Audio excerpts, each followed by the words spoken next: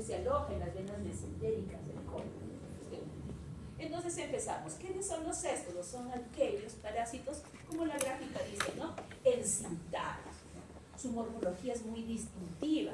Vamos a decir que presenta una cabecita cuyo nombre propiamente se llama escoles. Este escoles es como un órgano de fijación. ¿Ya? Se le considera hasta un factor de vigilancia porque permite la adherencia a su hospedero. Algunas especies tienen ganchos, otras solamente tienen ventosas. Y en el caso de Diphyllobothus, que por acá mencionaron, más bien no presenta estas ventosas, sino tiene unas estructuras que se llaman botas. Luego le va a continuar un cuellito, vamos a decir de esta manera, que continúa con el cuerpo propiamente, a lo que llamamos el famoso estróbilo. Y se encuentra segmentado. ¿Segmentado en qué? En pequeñas estructuras llamadas proglótidas, las cuales se clasifican en proglótidas inmaduras, maduras y grávidas.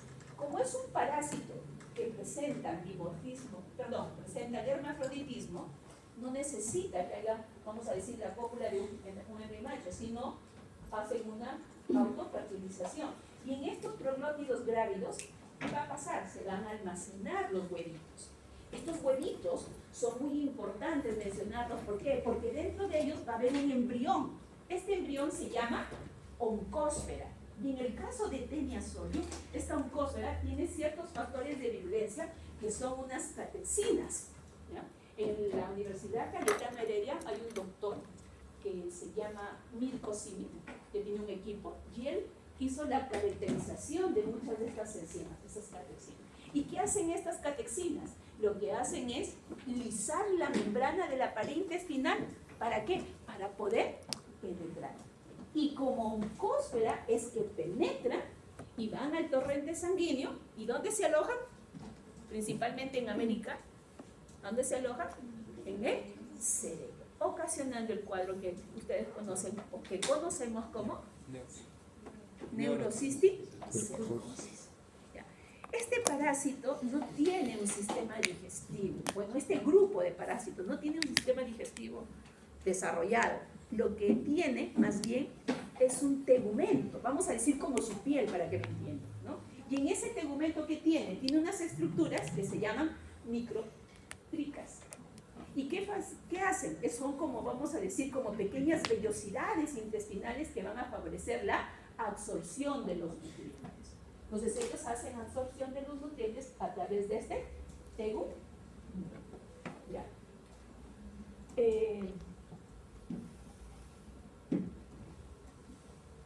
Ellos, para poder de alguna manera, vamos a decir, absorber estos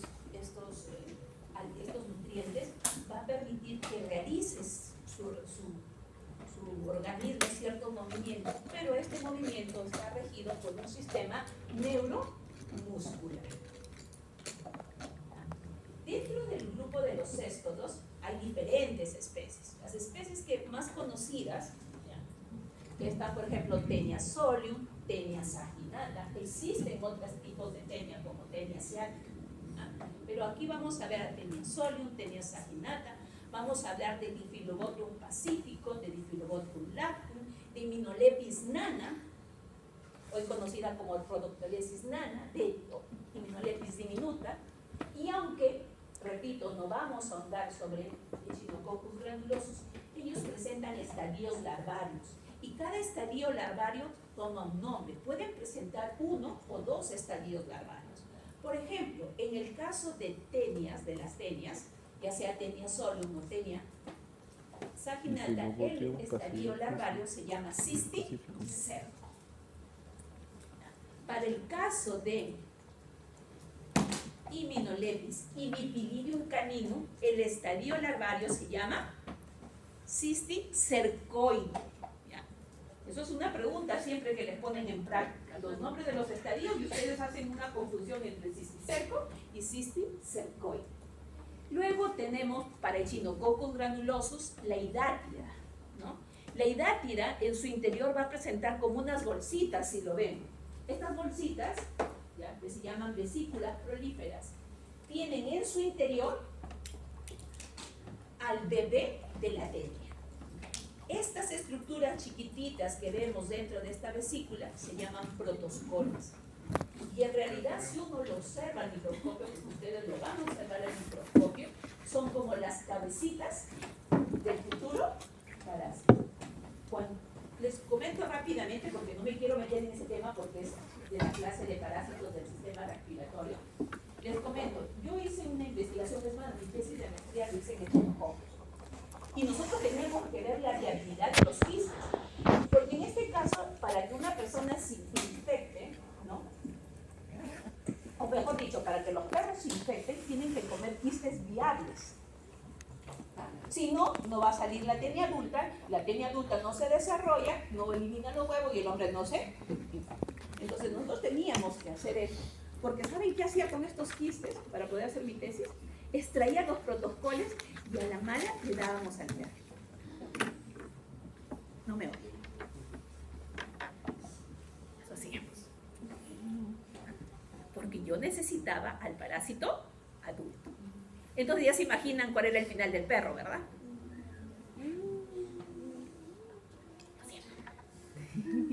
Pero entonces, ¿qué hacíamos? Mirábamos si esos quistes eran viables. Entonces, ¿qué hacíamos? Sacábamos los quistes, sacábamos el líquido hidratídico, lo centrifugábamos y obteníamos un sedimento. Y lo poníamos al microscopio con azul de metileno. Y adivinen qué hacían los protoscoles. Me saludaban. Porque si veíamos viabilidad, ellos tenían que... Entonces hacían así. Así se hace. Entonces, ¿por qué? Porque para que el animal se infecte, tiene que consumir, pero de manera viva. Entonces, estos que yo les decía que me saludaban, eran estas pequeñas estructuras que vemos que se llaman protos.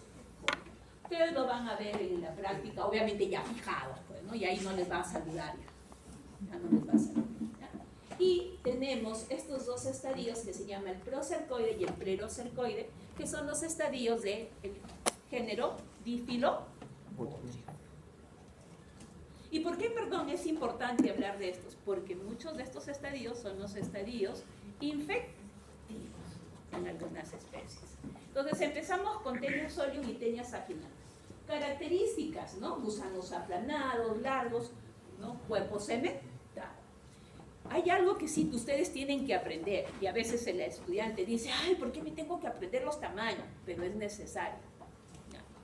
Es necesario. ¿Por qué? Porque alguna vez de repente le va a llegar algún paciente y le va a decir, mi hijito botó esto. Y ustedes, por el tamaño, van a tener una referencia. Claro, en Taenia probablemente no les va a botar el parásito completo, pero les va a botar los proglóbulos. Entonces, en el caso de Taenia solium, ¿cuánto llega a medir? De 2 a 4 metros. ¿Cuánto mide una Taenia saginata? Puede llegar a medir hasta 10, 12, por ahí alguna literatura menciona 13 metros. ¿Hay características diferenciales entre estos de aquí? Sí. Miren, en el Hospital Mogrovejo hay un laboratorio que hace estudios para neurocisticercosis. ¿Y qué pasa ahí? Muchas veces el paciente que llega con neurocisticercosis, no digo que sea siempre, muchas veces, ¿no? O es muy probable que el paciente que tenga neurocisticercosis sea un paciente que también sea teniásico. ¿Y esto a qué se debe? A las malas prácticas de higiene. Vamos a imaginar que yo soy la paciente teniásica, ¿ok? Pero soy una cochina. Me voy al baño, hago mis necesidades, ojo, estoy eliminando heces y en las heces van a salir los proglótidos que han reventado y han eliminado los 2 huevos. Entonces yo hago mis necesidades, me limpio, entre comillas, ¿no? Pero no me hago la higiene. Y después me voy y cojo un pan, mi manzana, me preparo una ensalada, cojo la sal y todavía le hago así. Ahí. Y le agrego este plus a mi ensalada. ¿No? Y luego le ingiero. ¿Esos bolitos qué van a hacer? Van a recorrer mi organismo y llegar a mi cerebro. ¿Y cuál es una de las manifestaciones que se dan? Frecuentemente son las convulsiones. los dolores de cabeza, las migrañas, las convulsiones. Entonces llega el paciente allá y ¿qué? Le sacan la tomografía y ven que tiene imágenes compatibles con cisticercos. Entonces, ¿qué hace este laboratorio hemográfico? Buscaba, ellos hace años hicieron un estudio que buscaba pacientes teniásicos para hacer el estudio de la neurocisticercosis. Entonces, ¿qué hacían? Los purgaban. ¿Y por qué purgaban? Porque querían obtener las tenias. ¿Y saben qué hacían los chicos del laboratorio? Alguna vez hice, llegaban las heces, las procesábamos y comenzábamos a sacar proglótido por proglótido que iba eliminando. ¿Ya? Pero no tanto por el proglótido, sino por buscar el escoles. Porque en el escoles yo sí voy a diferenciar, ¿no?, con mayor seguridad si se trata de una tenia solium o de una tenia saginata. Y miramos las imágenes. ¿Quién tiene ganchitos? Vamos a decir. Que en realidad son dos filas. Si analizamos bien la imagen, son dos filas de ganchos. La que tiene ganchitos es solium y la que no tiene ganchitos es saginata. A estos ganchitos se le llama corona de gancho, ¿ya? Para que no digan ganchitos así nada más. Se llama la famosa corona de gancho. No tiene corona de ganchos. Ya con la práctica, a veces uno puede suponer, según el tipo de proglótido que elimina, de qué tenia se trata. ¿Por qué? Porque en el caso de tenia solium, los proglótidos son más pequeños. En el caso de tenia saginata, los proglótidos son más grandes. Sobre todo es cuando se eliminan los proglótidos grávidos, ¿no? Pero los de proglótidos inmaduros, la diferencia no va a ser muy fácil de encontrar, ¿ya? Entonces esa es una característica. Luego, cuando uno puede mirarlo al microscopio, obviamente, también puede hacer la diferencia por el número de las famosas ramas uterinas. ¿Cuántas ramas uterinas tiene tenia solium? Tenia solium tiene hasta 12 ramas uterinas. Y en el caso de tenia saginata, presenta de 13 a más ramas uterinas. Entonces, ustedes en la práctica, un truco para a veces aprender, ¿saben qué es? Miren el tamaño, no solo la rama, sino miren el tamaño del proglótido. Ahora, esta especie tiene su estadio larvario que se llama el famoso cisticerco. Pero si el cisticerco corresponde a tenia solium, se llama Cisticercus celulosum. Y si corresponde a tenia saginata, se llama Cisticercos bovis. Listo. Los cisticercos los vamos a encontrar ¿dónde? En la carne del animalito. En este caso el cerdo y la vaca, ¿ya? Pero si uno ve un cisticerco así a simple vista, no lo va a poder diferenciar hasta no saber el origen de la carne. Entonces me dicen, si es de cerdo, yo ya sé que es de tenia. Y si me dicen, no, es carne de vacuno, yo ya sé que es de tenia saginata. Dentro del interior del cisticerco, ¿ven esta estructura blanquita? ¿Quién está ahí? El bebé de la tenia o el bebé de la tenia saginata. La profesora Marisa les dijo que yo había trabajado con tenia solium. ¿Y saben qué hacíamos también? Conseguíamos un cerdo infectado, lo matábamos, sacábamos de todo su cuerpito los cisticercos y agarrábamos y le dábamos de tragar a un hámster. ¡Abre tu boca! Y el hámster era un vivo, porque el hámster lo esconde acá. Y nosotros teníamos que estar así con el hámster para que se lo trague.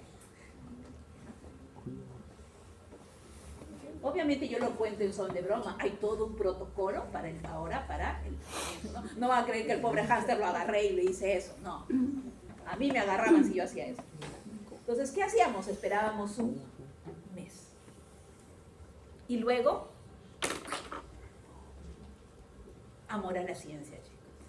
¿Y cuál era el propósito? Es que buscábamos reproducirlo en un modelo animal, la teniasis. ¿Ya?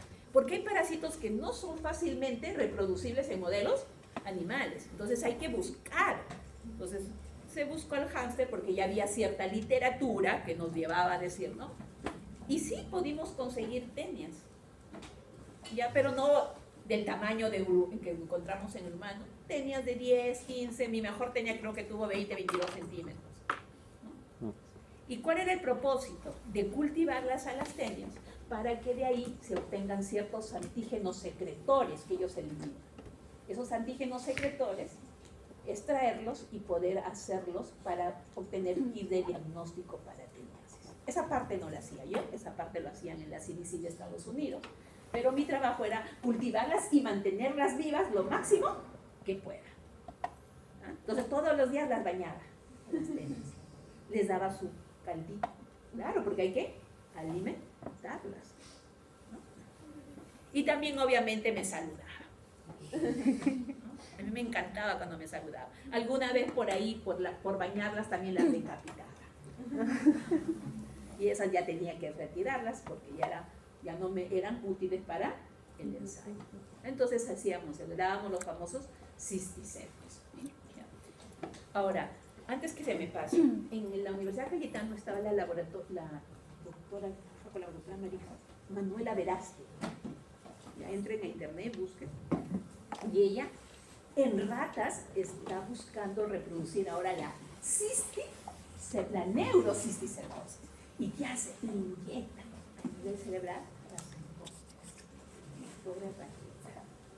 Yo no estoy ahí hace tiempo, pero sé le inyectan y sé, si no me dejan mentir, busquen, porque sé que hay artículos que ya he publicado, que las ratitas convulsionan. ¿Producto de qué? Del desarrollo de los cisticercos. Entonces ahí tenemos a la famosa Taenia solium y Taenia saginata. ¿Cómo es su ciclo biológico? ¿No? Entonces recuerden que está asociado al hospedero intermediario.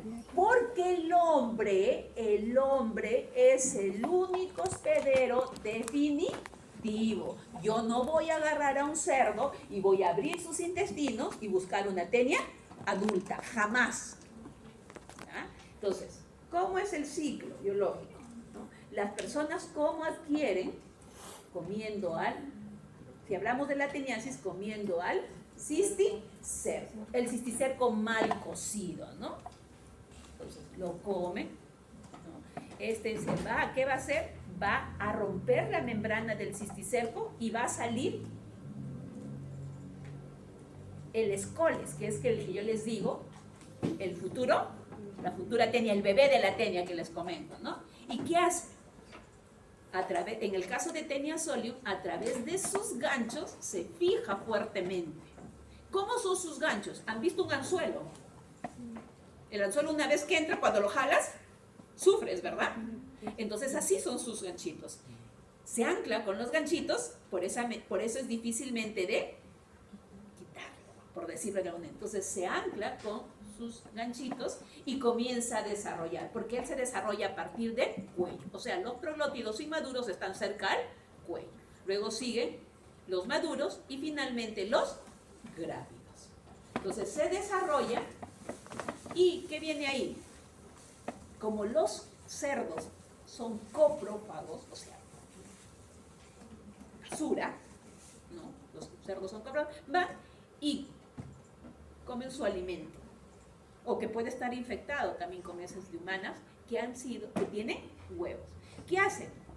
Comen esos oncósferas, las oncósferas rompen la pared intestinal, entran al torrente sanguíneo y se distribuyen. Para el caso de los cerdos, la parte principal de la infección empieza con el músculo, pero se pueden encontrar en la lengua y obviamente en el cerebro. Yo les contaba que nosotros teníamos que sacrificar cerdos infectados y teníamos a veces cerdos que más eran cisticercos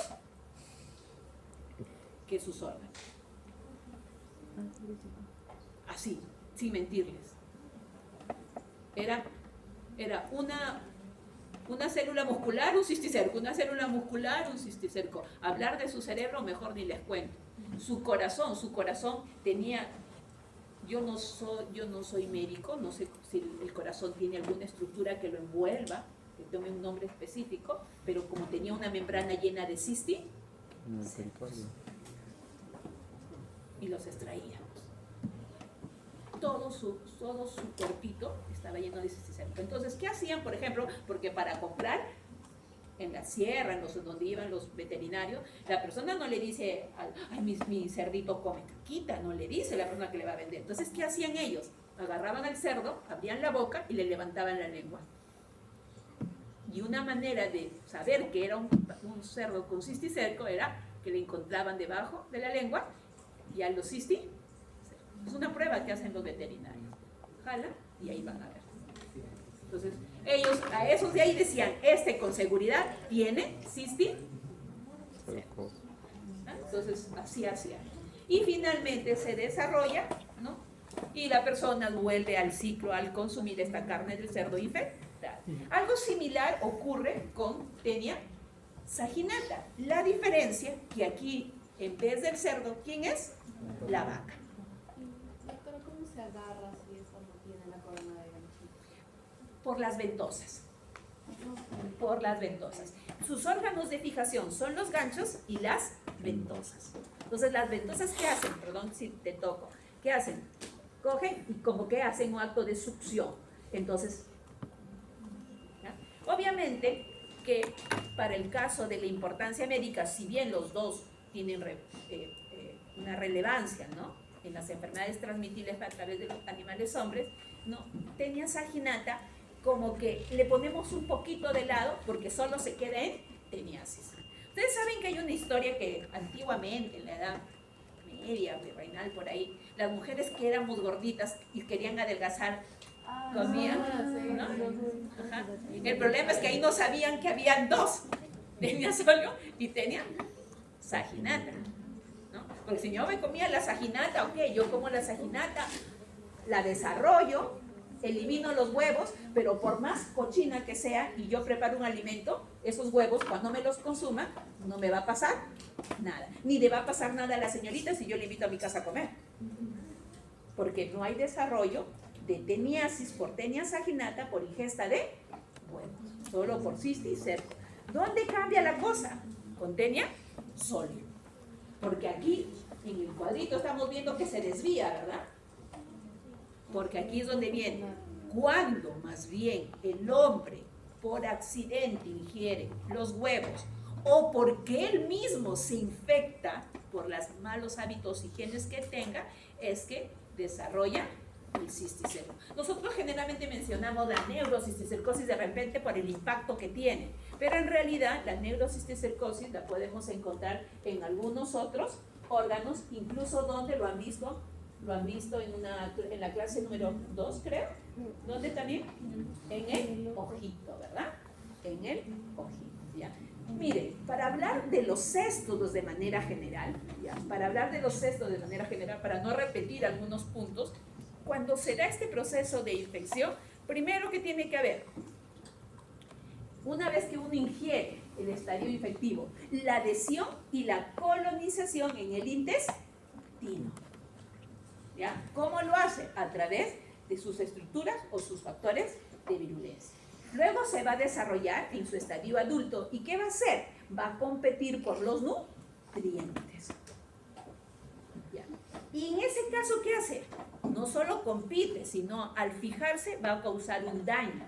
En el caso de la teniasis, el daño es mecánico, porque la cera a través de estas estructuras, que son estructuras físicas, se dice que hay daño mecánico y traumático. Obviamente, al ver un daño, ¿qué va a pasar en el hospedero? Va a haber una respuesta inmunológica. El caballero que está en la esquina con el celular, ¿qué respuesta inmunológica cree que hay? No, el justo el que voltea como que yo no le hablo. Ajá. Usted, ¿qué respuesta inmunológica hay?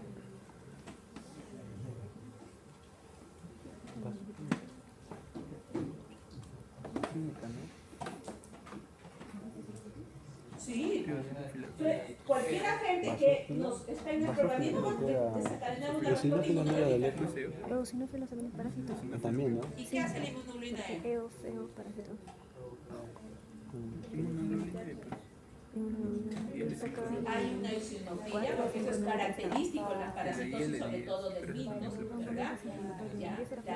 Obviamente, al ver una respuesta inmunológica, que vienen los eosinófilos, segregación de interleuquinas, ¿no? Y también la producción de, no solo de la inmunoglobulina E, sino de la inmunoglobulina M y E. ¿Ya? ¿Y qué mecanismo patogénico podría ocasionar este género?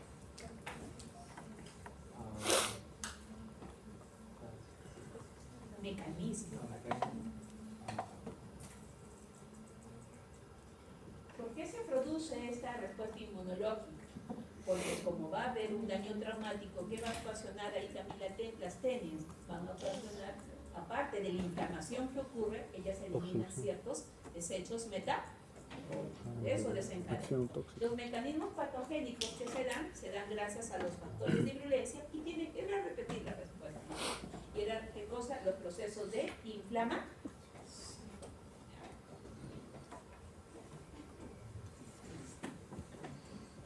Entonces, yo le preguntaba al caballero, ¿cuáles son estos mecanismos patogénicos? Son los mismos, que una vez que se establece en el intestino, ¿qué va a hacer? Va a liberar el estadio, que va a ocasionar qué cosa, la adherencia y el traumatismo en el hosped. Ya les había dicho anteriormente en la diapositiva, sobre todo es un traumatismo traumático, es una acción mecánica. Por ahí me pueden decir, ¿puede ocurrir una acción tóxica? Sí, debido a que justamente a los antígenos secretores que pueden inhibir y exacerbar la respuesta inmunológica.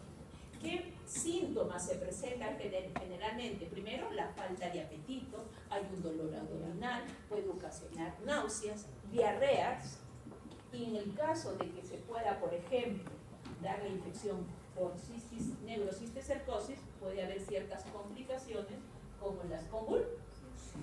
¿Cómo diagnostico yo a este parásito? Hay dos maneras. Si el paciente comienza a eliminar los probióticos, lo hago a nivel macroscópico, ¿ya?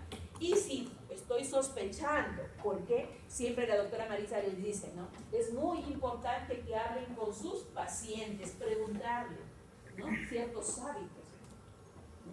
Si ustedes van a hacer su serum, ustedes para ir a hacer su serum y les toque el sitio que les toque, ¿saben qué tienen que hacer? Aparte de ver la geografía, ¿ya? A ver la geografía, estudiar qué enfermedades prevalecen en esa zona. ¿Para qué? Porque bajo las enfermedades que yo pueda conocer que prevalecen en esa zona, yo puedo hacer la anamnesis a mi paciente.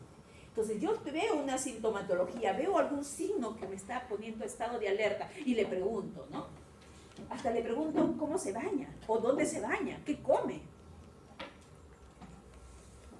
Porque saben que hay parásitos que entran por la piel, ¿no? Hasta en qué trabaja, porque hay parásitos que entran por contacto con el suelo. O de repente la persona, pues, vamos a decir que tiene alguna alteración mental, de repente le gusta comer caquita o le gusta comer tierra. Entonces yo tengo que relacionar qué puede haber en esa.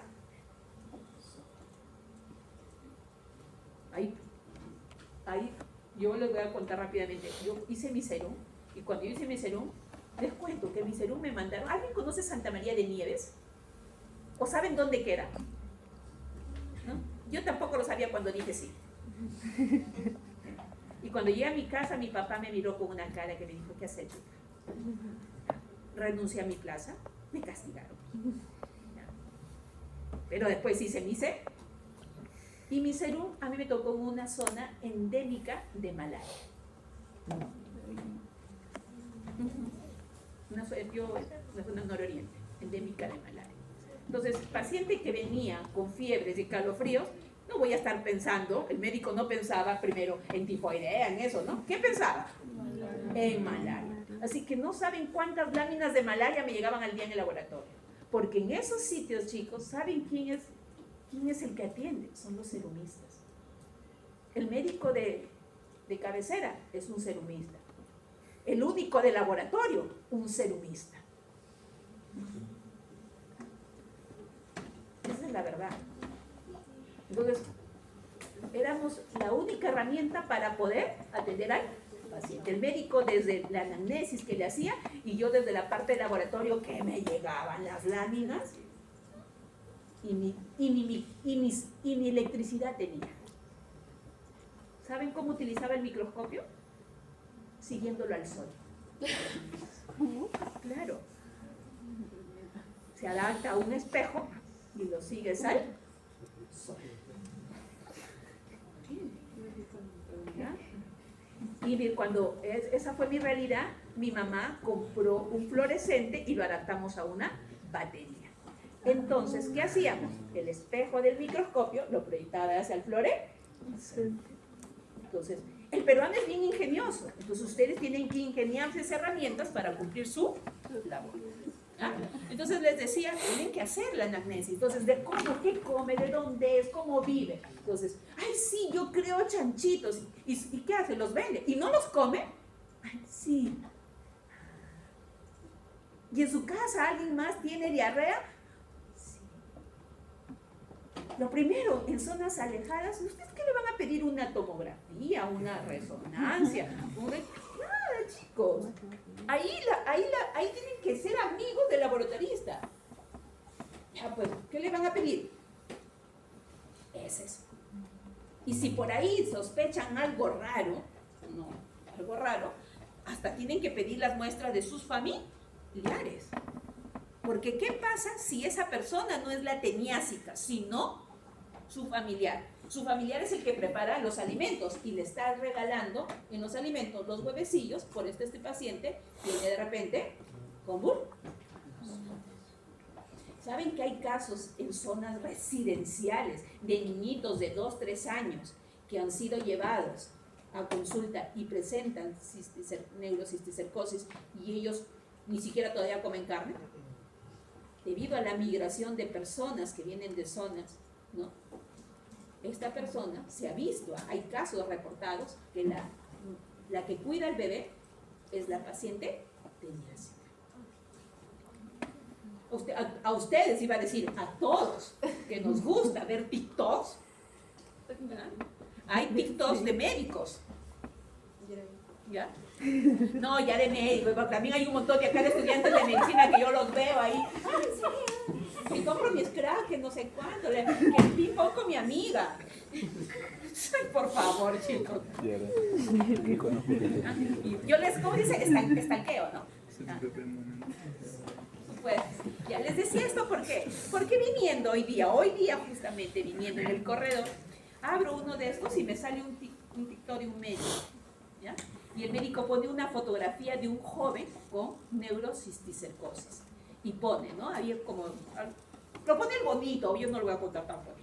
Y pone y dice, ¿no? La neurocisticercosis es un problema grave de salud pública a nivel mundial, que se presenta en todos los estratos sociales. ¿No? Ay, no, que yo porque ese paciente es de la sierra, él tiene... No, porque la probabilidad de la ingesta de estos animales, la ingesta de estos huevecillos para causar la neurocisticercosis se puede dar en cualquier ambiente, siempre y cuando haya la presencia de un paciente teniásico. Yo les puse el ejemplo que yo podía ser la paciente teniásica y les invito por Navidad a celebrar algo en mi casa y les preparo algo, pero con mis manos cochinas. Ustedes podrían desarrollar cisticercosis y no necesariamente son pacientes teniásicos. Entonces, hay que saber, más que dónde comer, la higiene de ese sitio. Entonces aquí vemos, ¿no? Aquí vemos un cuadro de neurocisticercosis justamente del centro, ¿no? Aquí en América Latina sí se presentan casos de cisticercosis muscular, sí hay, ¿ya? Pero esto es más frecuente verlo en los países de Asia por ahí. Y de repente alguien me pregunta por qué. Hace mucho tiempo atrás hubo un estudio filogenético. ¿Qué es un estudio filogenético? Ver las variantes de las especies, ¿ya? ¿ya? Entonces se encontró que en las Taenia soliums hay ciertas variantes genéticas, ¿ya? Entonces, por ejemplo, ahí hay una variante que hace que desarrollen los pacientes también más cistes en el músculo. Y luego tenemos acá nuestro cisticerco en el ojito. Yo les decía que para que esta persona se llegue a desarrollar la cisticercosis, ¿qué hace? Tiene que ingerir los huevos embrionados. ¿Qué hace este huevo embrionario? Les dije, en el centro, ¿qué hay? La oncósfera. Y esta oncósfera es la que presenta estas enzimas hidrolíticas que son las cataxinas y las que hacen que penetren la barrera intestinal y entren a circulación, ¿ya? Así van a alcanzar la vía hemática llegando al cerebro, ojos y otros órganos o músculos. ¿Ya? Listo. La prevención, ¿cuál sería la prevención? ¿No? Obviamente, primero, los buenos hábitos higiénicos. Yo creo que eso no escapa a ninguna parasitosis. Luego, ¿qué más? La eliminación adecuada de las excretas. Lamentablemente, en zonas alejadas de nuestro país o en las partes rurales, las personas no presentan un sanitario como el que nosotros tenemos en casa. Lo hacen al aire libre. Yo he visto a gente, las mujeres polleronas, ¿no? ¿Qué hacen? Cogen la pollera y tú dices, está sentadita. No está sentadita, haciendo otra cosita. Entonces, ¿ahí qué pasa? Pastorean también, pues vamos entre comillas, los cerditos, ¿verdad? Y los cerditos tienen el contacto con estas presas. Entonces, por eso se habla de la eliminación, del tratamiento de las aguas, porque a veces también, para que no me vean, lo hago en el río, pero ¿de dónde toma agüita el cerdito? O de dónde ellos mismos cogen muchas veces el agüita para lavar, para consumir. Y obviamente, para resumir un poco, la educación sanitaria. Y obviamente el control en los camales, ya sean los públicos o los clandestinos, porque hay mucho camal clandestino, de estas carnes que se obtienen. En sitios pobres la gente no le gusta decir que esos animales están enfermos, porque es una pérdida económica. Entonces, este es un caso, miren, ¿ya? Dice, un paciente diagnosticado con neurocisticercosis, pero le habían encontrado más bien Taenia saginata. Y uno lo lee el caso y dice, pucha, ¿qué pasó? ¿No? O sea, primer caso reportado, mentira. Uno lo lee el artículo y resulta que habían hecho un estudio, ¿ya?, de varios pacientes y les encontraron que tenía saginata. Ah, bacán, Taenia saginata. Entonces ¿qué cosa? Hay que darles tratamiento. ¿Qué les dio? Praziquantel. Todos los pacientes con su Taenia saginata que dieron positivo, les dieron su praziquantel. Pero resulta que por ahí, voy a decir uno, ¿ya? No fue uno, en realidad fueron tres, ¿ya? Uno de los pacientes comenzó a convulsionar. Y dijeron, ¿qué? Pero tiene Taenia saginata y Taenia saginata no afecta el cerebro. Entonces dijeron, no, vamos a ver qué pasa. Le hacen otros estudios, le hacen serología y resulta que él no había sido un paciente de Taenia solium, pero se había infectado en algún momento con huevos de Taenia solium. O sea, me dejo entender, él había comido carne de res y había hecho su Taenia saginata, pero en algún momento comió de algún sitio alimentos contaminados con huevos de Taenia solium. Entonces, él había desarrollado neurocisticercosis por Taenia solium y aparte su Taenia saginata. Entonces, ¿qué pasa acá? Le dan el praziquantel. ¿El praziquantel qué hace? Ataca a los cisticercos, los mata y exacerba la respuesta inmunológica. Y cuando exacerba, hace que se active y el paciente comience a convulsionar. Y ahí se dieron cuenta. Entonces, ustedes lo tienen en su Blackboard, el artículo, revísenlo, es así que se dan cuenta, ¿ya? Este es el género Echinococcus, ¿ya? El género Echinococcus, no, les decía que no me voy a profundizar tanto, pero les decía que hay estudios filogenéticos que buscan ¿qué cosa? Ver ciertas variantes. Y el género Echinococcus es un género que tiene varias variantes. ¿Ya? Actualmente muchos parasitólogos están diciendo que estas variantes mejor se divorcien, voy a decir de alguna manera. ¿A qué me refiero con se divorcien? Que se independicen como especies nuevas. ¿Ya? Entonces, hay ahí, nos dicen, no, mira, el Echinococcus equinus en realidad es un Echinococcus, pero de la variante del genotipo 4, pero ciertas características que están presentando, ahora están viendo la manera más bien de independizarlo como especie nueva.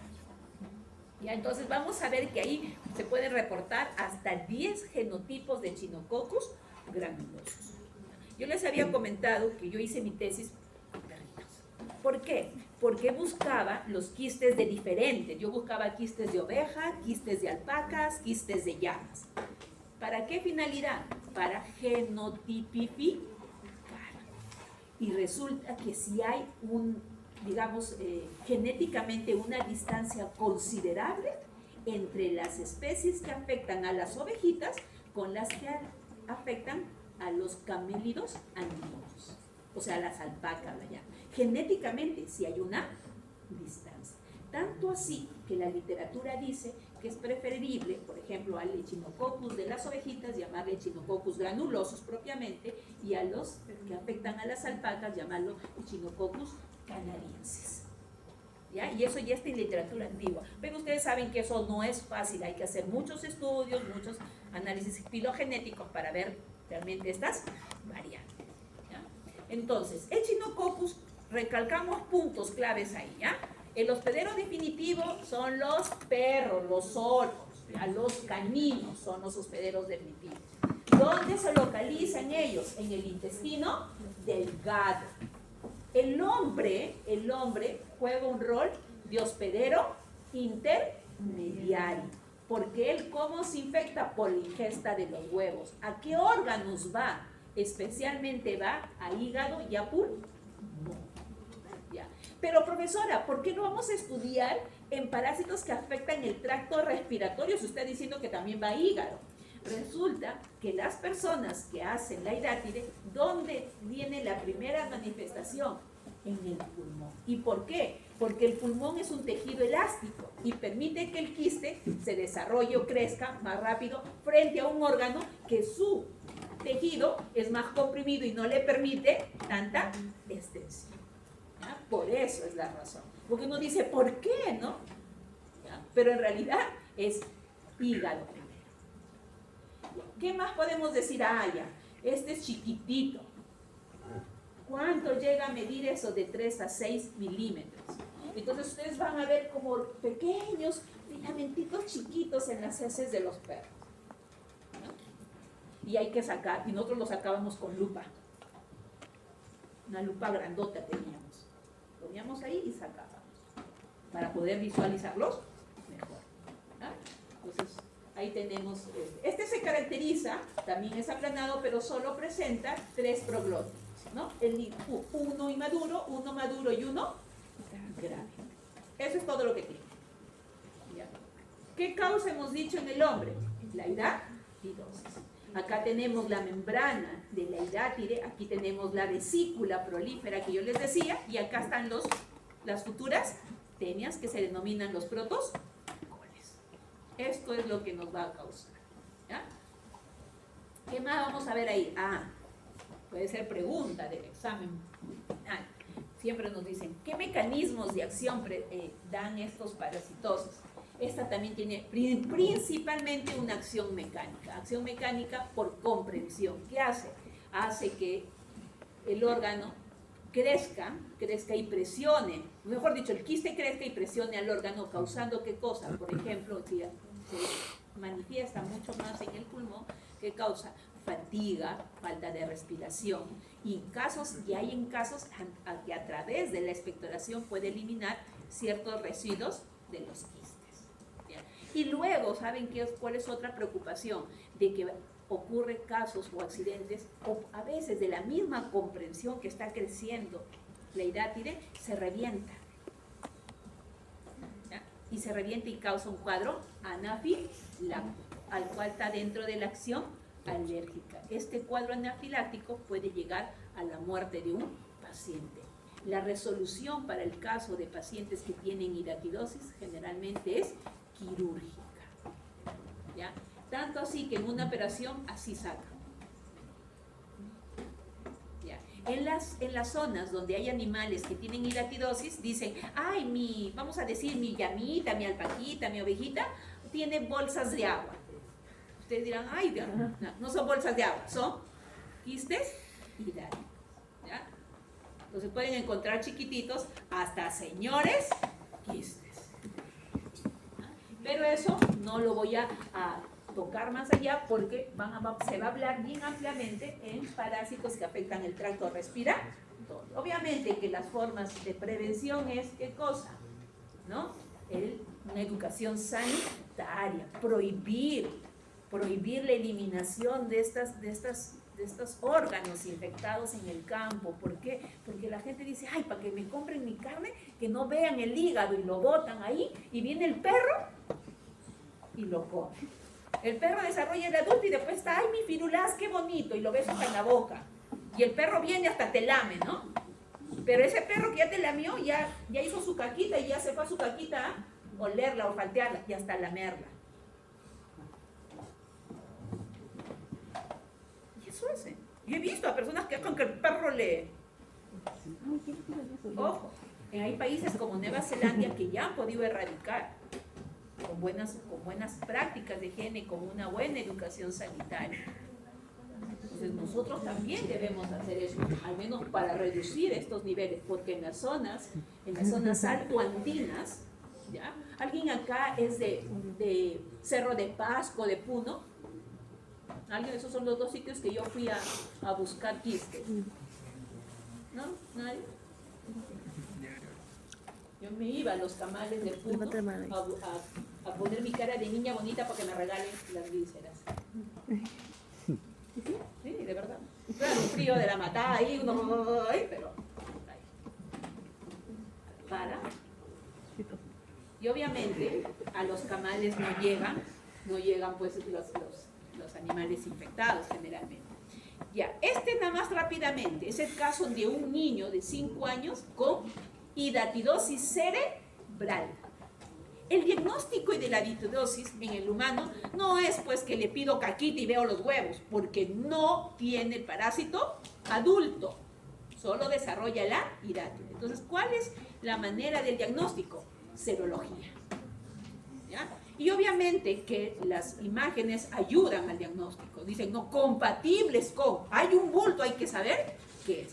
Pero este niño resulta que fue serología negativa. Yo les voy a dejar que ustedes averigüen, y en la clase, porque se va a tocar este caso clínico, en la otra clase ustedes defiendan el caso.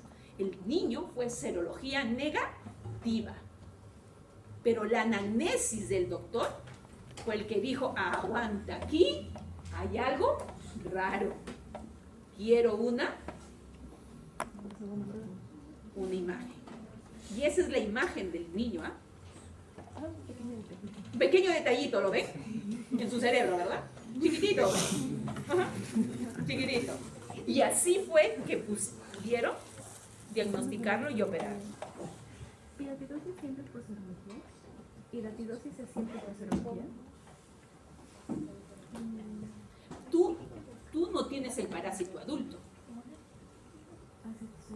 Entonces tú no le vas a pedir caquita a tu paciente. Porque el huevito que tú te comiste entró a tu sistema porta y luego se fue a tu hígado y pulmón. Y ahí se quedó. Entonces, no le vas a abrir al paciente para diagnosticarlo. Le pides serología. Pero que les decía que esto les dejo de tarea, ¿ya? ¿Por qué fue negativo? ¿En qué casos se puede dar? Hay enfermedades en que a veces la prueba serológica es negativa y tú dices, pero ¿cómo? Ahí les dejo de tarea, ¿ya? Siguiente, difilobotrum lactum. La doctora Marisa les dijo, digamos, gracias a Dios no tenemos en el Perú, ¿ya? No tenemos el Perú, pero en Chile sí hay, en Argentina sí hay. Y este es un céstodo que habita en aguas dulces. Por tanto, ¿quiénes son los animalitos perjudicados ahí? Los pescaditos de agua dulce, y los pescaditos de agua dulce albergan los estadios larvarios. Voy a decir rápidamente eso, ¿no? Pero viene el osito, los ositos que comen salmones, ¿no?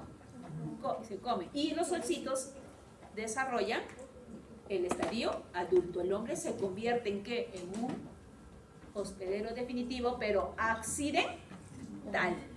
¿Ya? ¿Qué pasa acá? Acá hay dos estadios, que es el procercoide y el plerocercoide. El plerocercoide es el estadio infectante. Acá hay dos hospederos intermediarios. Primero es un copépodo, o sea, un crustáceo ¿qué hace? Se va a comer, voy al ciclo acá, ¿ya? ¿Qué va a pasar con esto? Miren, se va a comer este estadio de acá, que se llama coracidio, ¿ya? Que es una oncósfera que presenta como unos cilios que nada en el agua.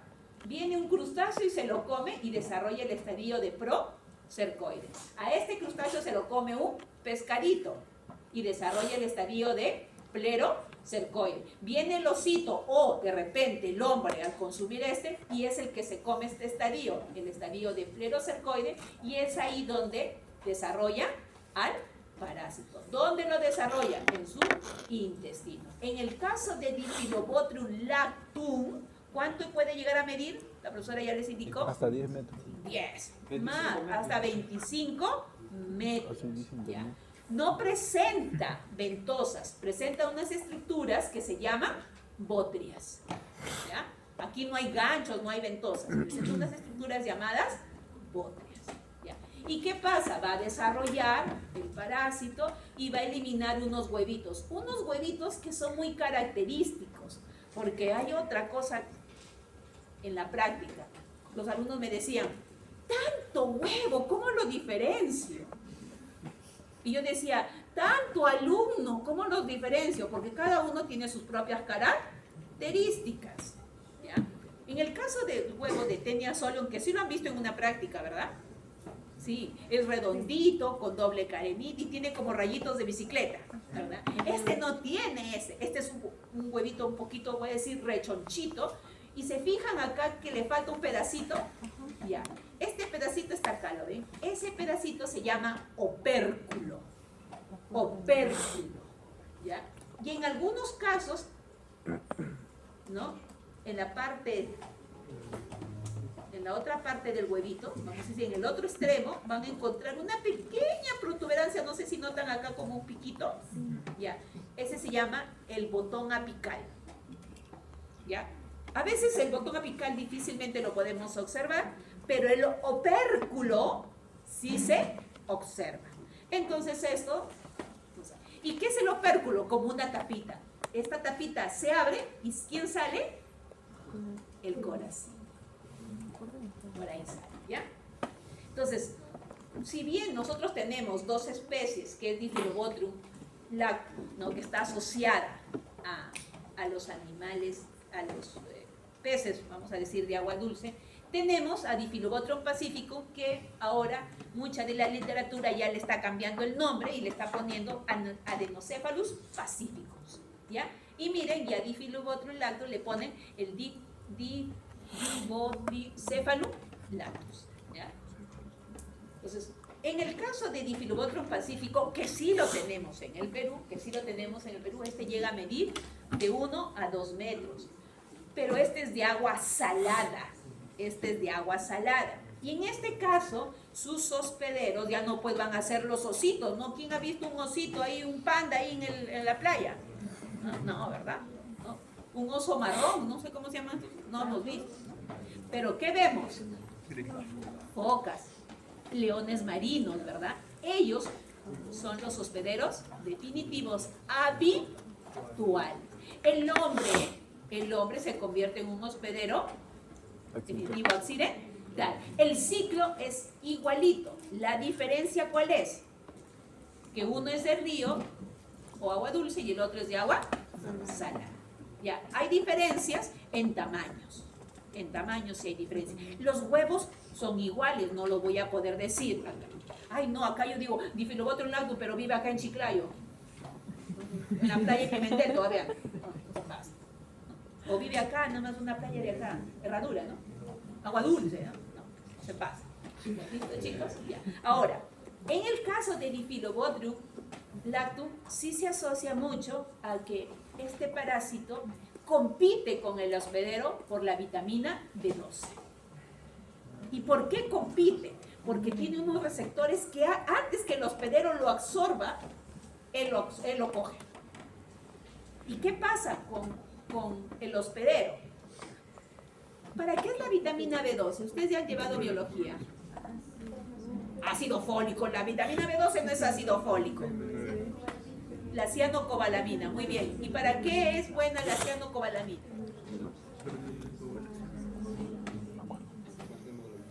Para la hemoglobina, producción de glóbulos rojos. Entonces, ¿qué va a ocasionar? Va a ocasionar anemia. ¿De qué tipo? Anemia megaloblástica. Y también se dice que se asocia a ciertos problemas neuronales porque la vitamina B12 también ayuda en procesos neuronales. El Diphyllobothrium pacífico no compite tanto. Rara vez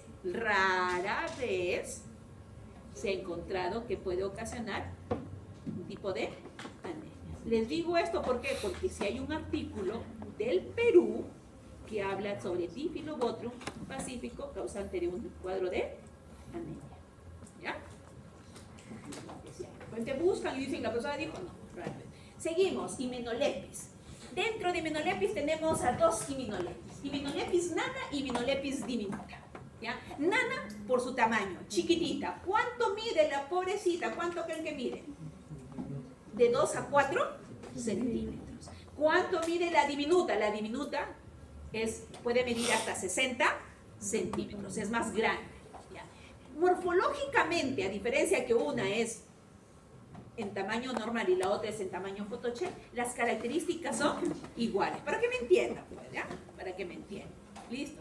¿Qué quiero decir con eso? De que presentan las mismas características, cuerpo aplanado, segmentado, los proglótidos, pero los proglótidos son trapezoidales. ¿Qué significa? Que una parte es más ancha que la otra parte, ¿no? Como que tiene una faldita. ¿Qué otra característica tiene? No sé si acá logran ver 3 bolitas. ¿Sí? Esos son sus testículos. Tiene 3 testículos. Acá. ¿Ya? Ahora, si hay diferencias en la cabecita. En el caso de Hymenolépis nana, la cabecita tiene miren acá, tiene sus ventosas y tiene ¿qué cosa? Un rostelo. Esto se llama rostelo. Con una corona de ganchos. Diminuta tiene sus ventositas, pero no tiene rostelo. No tiene rostelo y menos corona. Mejor dicho, más que todo no tiene corona de ganchos, ¿ya? Porque rostelo lo tiene un poco chiquito, pero no tiene, o sea, por eso dice rostelo inerme. ¿Qué significa? Que no tiene corona de ganchos, no. Uno tiene ventosas con el rostelo con corona de ganchos. El otro, ¿en qué se diferencia? En que no tiene la corona de ganchos. Ahora, el huevito, mírenlo, los huevitos, ¿ya? Los huevitos son similares. En el caso de diminuta es mucho más grande, un poquito, no voy a decir tampoco tan, ¿no? Más grandecito. Y ambos tienen su oncósfera, pero en el caso de Hymenolépis nana, ¿ya? Vamos a encontrar unas estructuras que se llaman los filamentos polares, que no lo tiene Hymenolépis diminuta, ¿ya?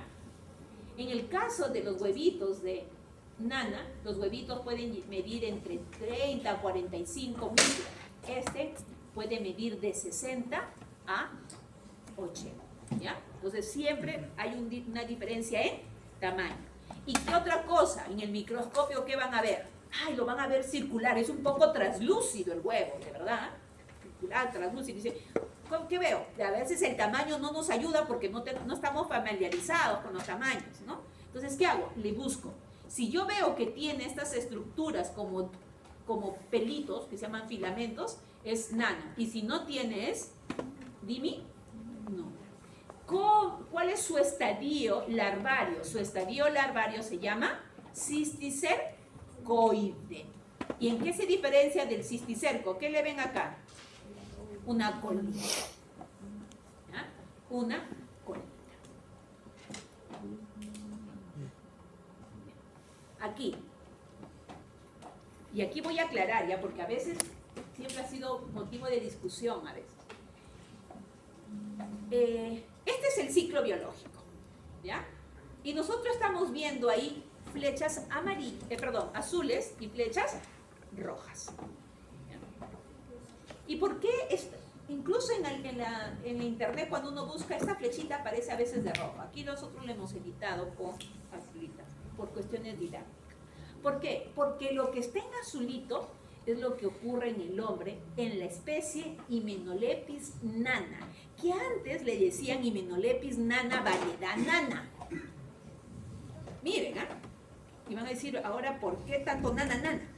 Porque se discutía mucho que hay otra subvariedad que se llama Hymenopletis nana variedad fraterna. Y la variedad fraterna está en las ratitas. ¿Ya? Pero en el hombre se habla de Hymenopletis nana. Y ahora le dicen mejor Rhodontelopis. ¿Ya? Es más, en esta especie, para Hymenopletis nana, que es del hombre, ¿qué dice acá? Léanlo, ¿qué dice ahí? Es la única tenia que infecta al hombre sin necesidad de un hospedero intermediario. ¿Ya? Y ahorita vamos a explicar esto. Por eso es que se dice que Hymenopletis nana que tiene ciclo monocénico. Si bien no he mencionado en las otras tenias, cuando hablo de tenia solium, de tenia saginata, Didiphelubotrum, yo hablo de hospederos intermediarios, ¿verdad? ¿Sí? Entonces estamos hablando de un ciclo monóxeno o heteroxeno. Heteroxeno. Aquí no, aquí hablamos de un ciclo monóxeno. ¿Qué pasa? El hombre va a tener la tenia adulta, va a eliminar los huevitos, generalmente el hombre se va a infectar comiéndolos, ya sea directamente o por los alimentos contaminados, ¿no? Que ese estadio infectante desarrolla el adulto. Y esto es lo normal que ocurre en cualquier ciclo. Pero ¿qué pasa? Miren, acá hay algo que vamos a recalcar, que puede ocurrir la autoinfección.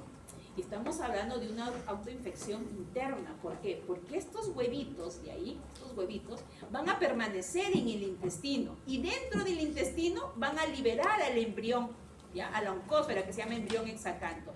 Y este embrión hexacanto va a ¿qué cosa? A penetrar las vellosidades intestinales y va a causar el cuadro de autoinfección. ¿Cómo lo hace esto? Porque el mismo gusanito libera los huevitos ¿qué hacen? Se convierten en ¿qué cosa? En cisticercoides. Y el cisticercoides, como la bebé de la tenia, se desarrolla en adulto. ¿Ya? Esto es en la especie Hymenopletis nana, hoy conocida como Rhodontelopis nana. ¿Ya? Les digo eso ¿por qué? Porque muchas veces encontramos este gráfico. Y este gráfico dice, la flechita azul indica la Hymenopletis nana, ¿verdad? Y la flechita roja, ¿qué dice? Hymenopletis fraterna. Procedencia Murín. En este caso, ¿qué pasa? El hombre también se puede convertir en un hospedero definitivo. Va a eliminar a los huevitos. Los huevitos, ¿quién lo va a comer? Un insecto.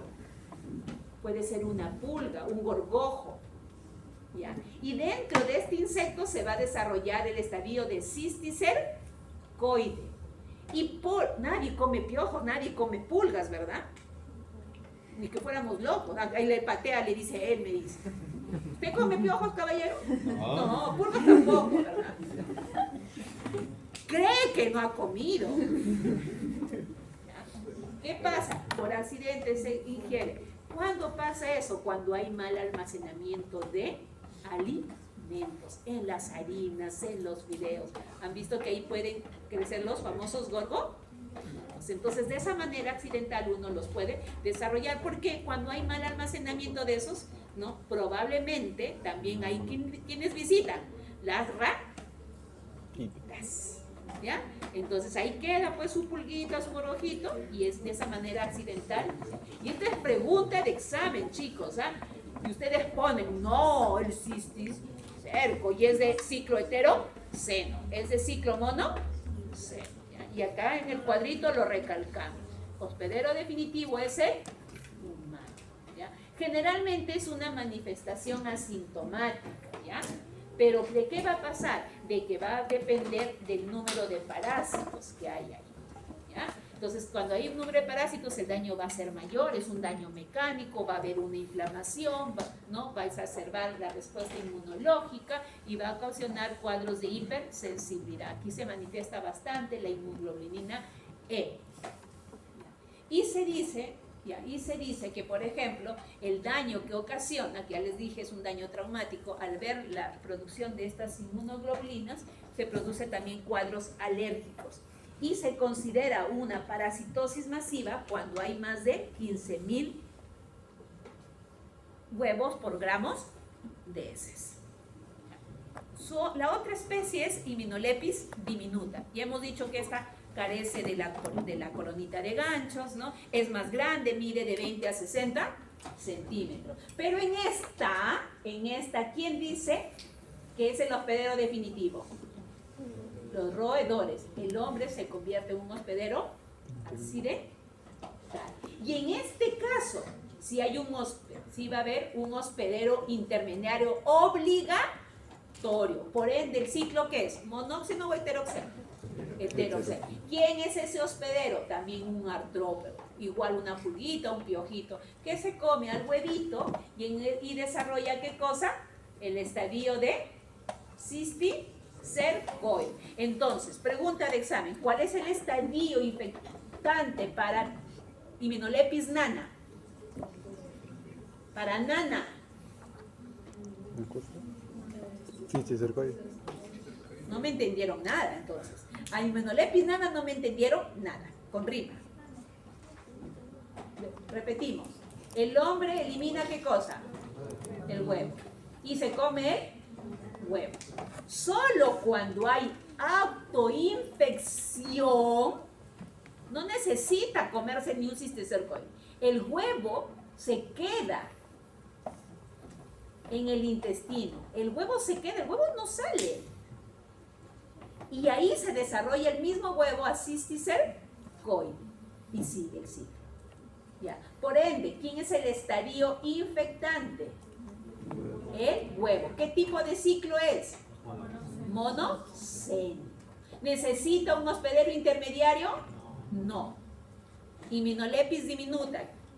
O tiene que haber un insecto, ¿verdad? Este es el hospedero intermediario. En este insecto, ¿qué se desarrolla? El cisticercoide. Muy bien, entonces, ¿cuál es el estadio infectante para que el hombre adquiera esta parasitosis? El cisticercoide. Como hay un hospedero definitivo y un hospedero intermediario, ¿qué tipo de ciclo es? ¿El hombre qué tipo de hospedero? ¿Habitual o accidental? Accidental. ¿Por qué? Porque son los roedores los definitivos habituales. Ahora sí. Listo. Pregunta de examen, fuera de la broma. Dipilidium canino. ¿Ya? Yo les estaba contando de que yo había hecho mi tesis con Echinococcus granulosus, que es un parásito del perro, ¿verdad? Pero para hacer mi análisis filogenético, ¿ya? Yo tenía que tener otros parásitos de los perros. Y aún más, también eran cestos. Entonces, cuando yo veía en la calle a un perro que aparte de la cola tenía algo blanco que colgaba, yo lo correteaba el pobre perro.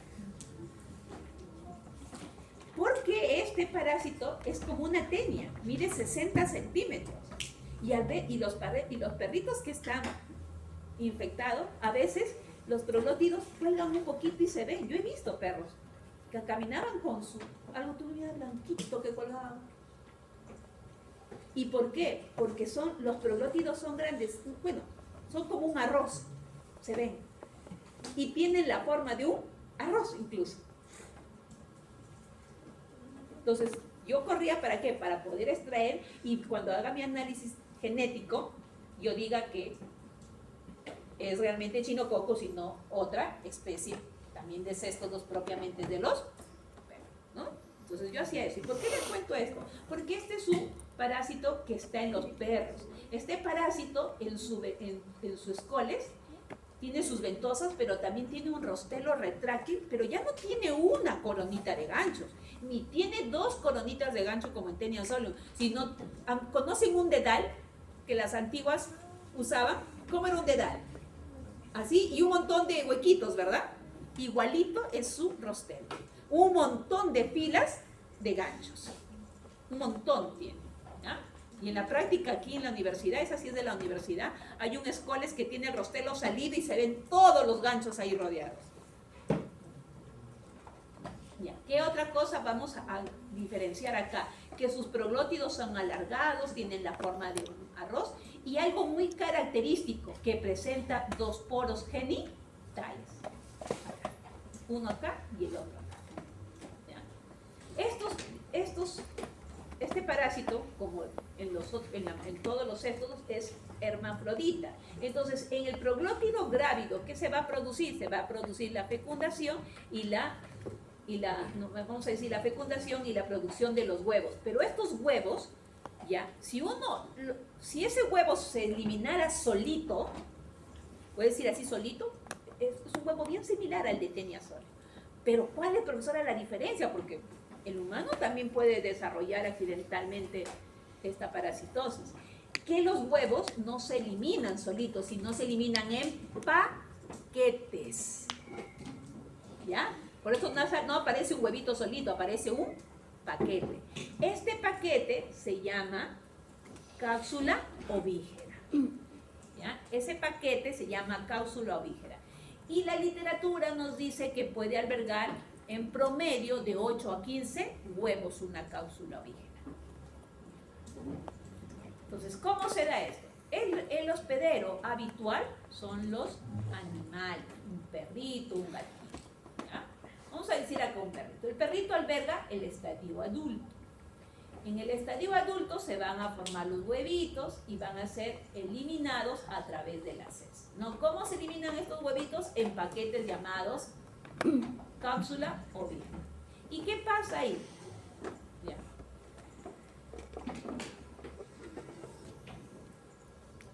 Estos huevitos los va a comer un artrópodo, que generalmente es una pulga, porque los perritos tienen pulguitas. ¿Ya?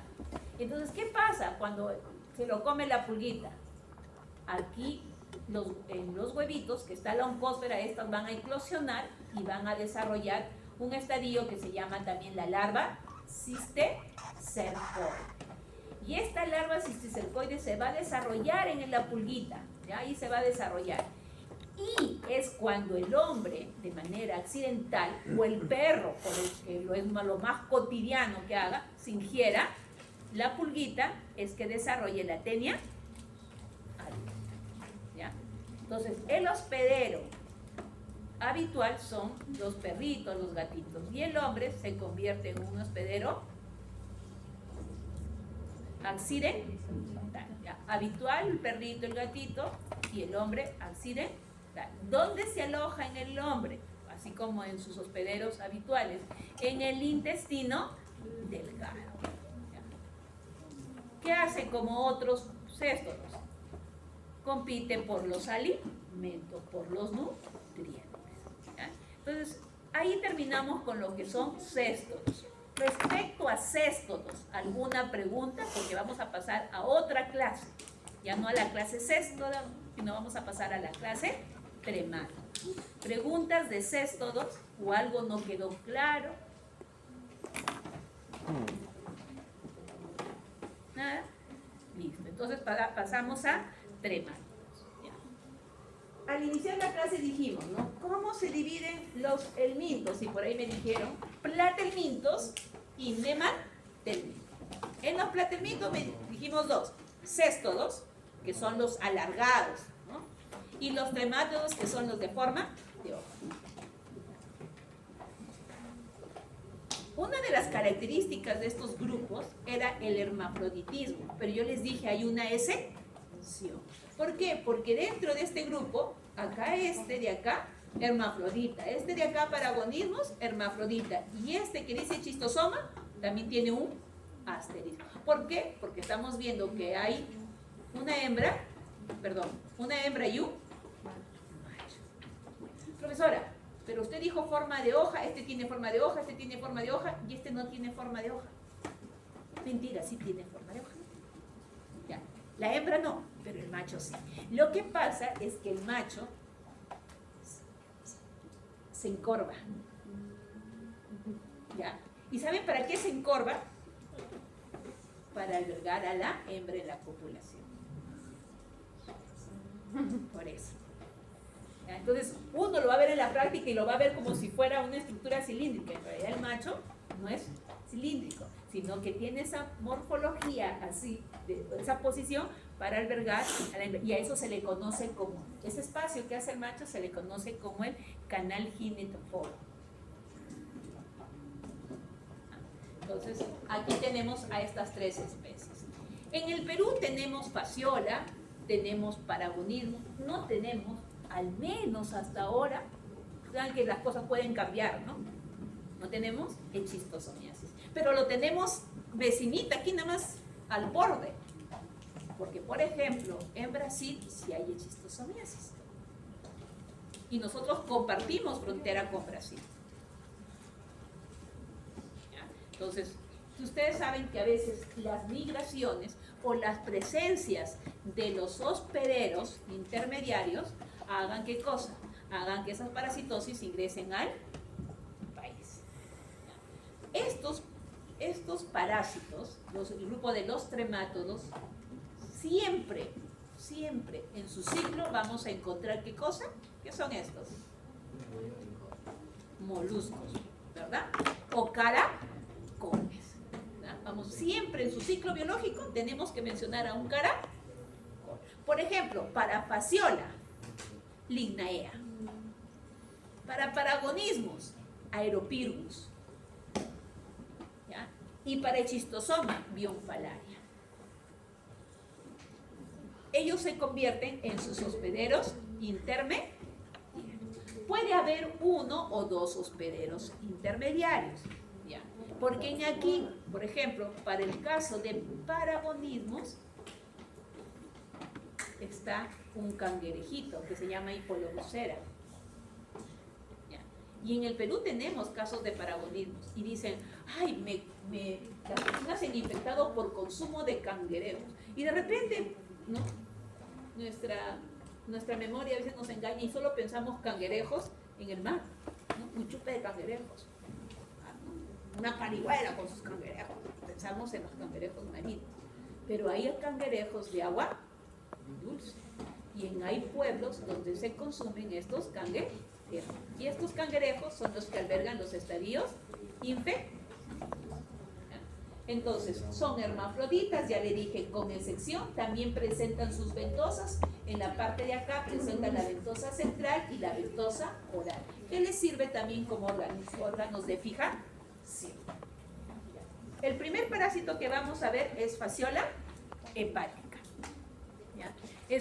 ¿Ya?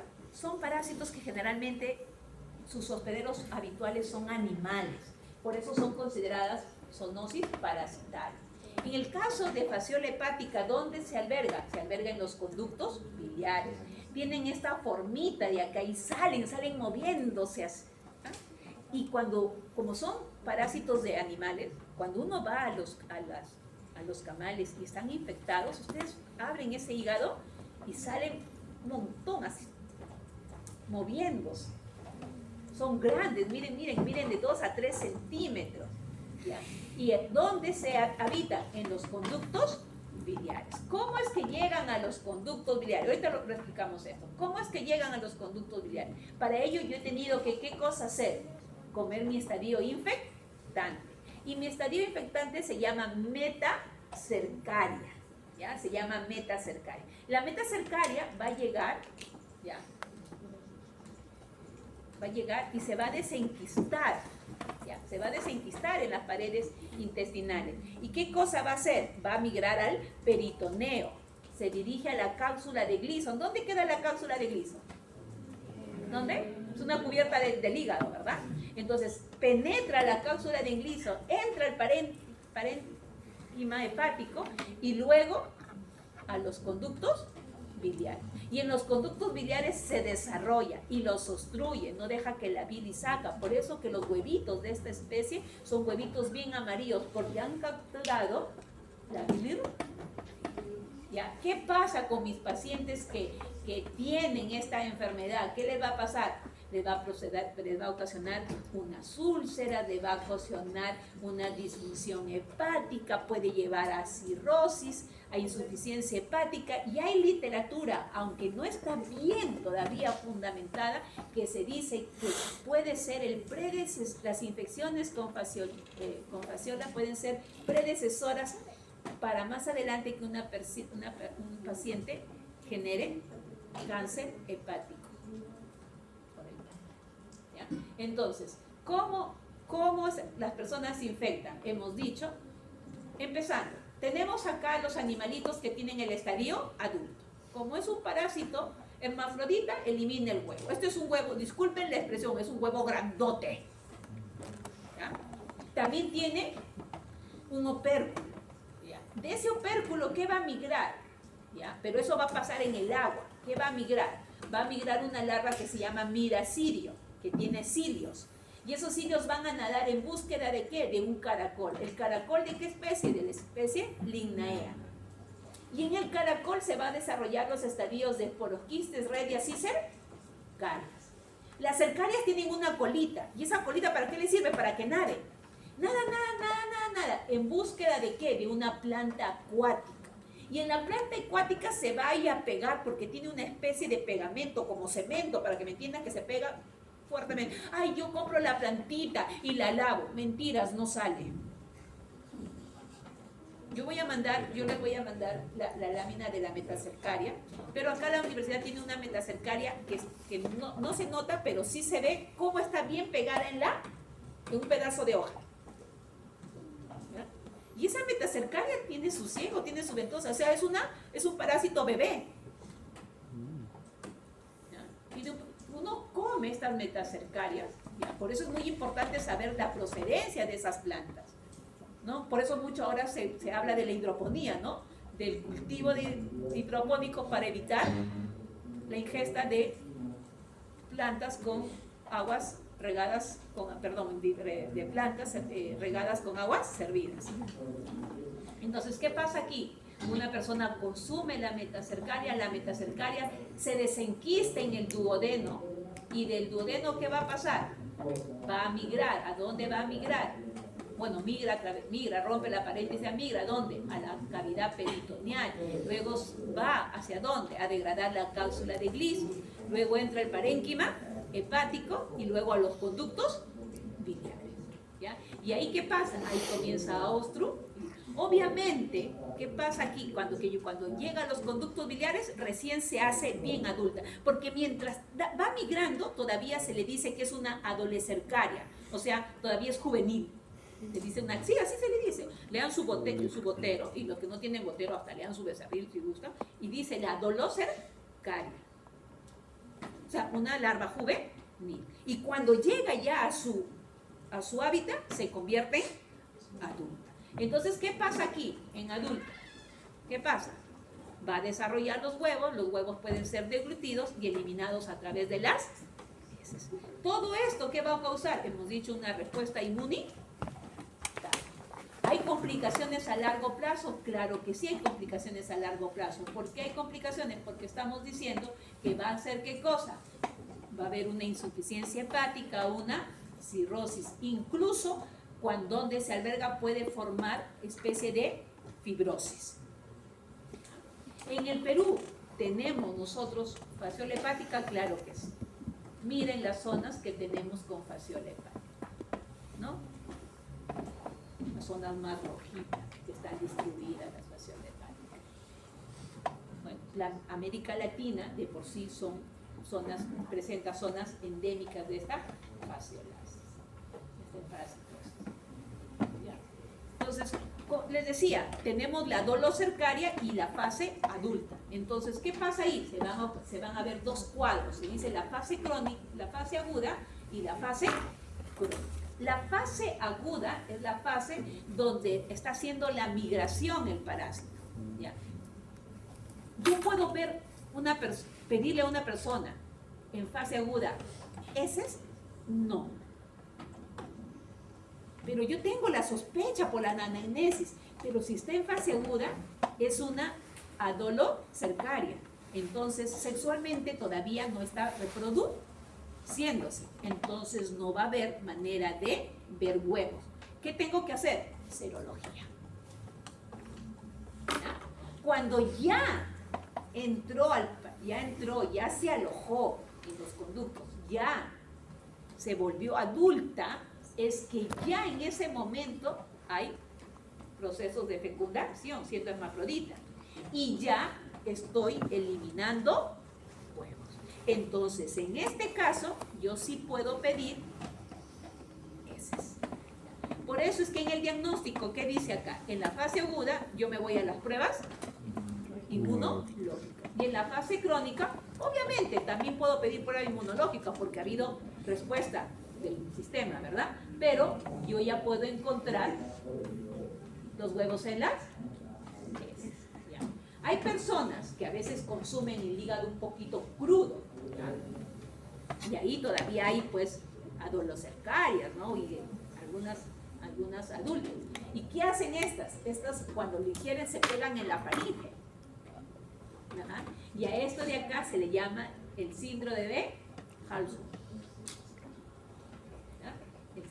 Ahora, esas son sus localizaciones habituales. Sí, hay literatura que nos dice que puede tener ciertas localizaciones en otras zonas, y esas localizaciones se llaman localizaciones ectópicas. ¿Dónde? Como en el pulmón, en el cerebro, en el músculo se ha encontrado.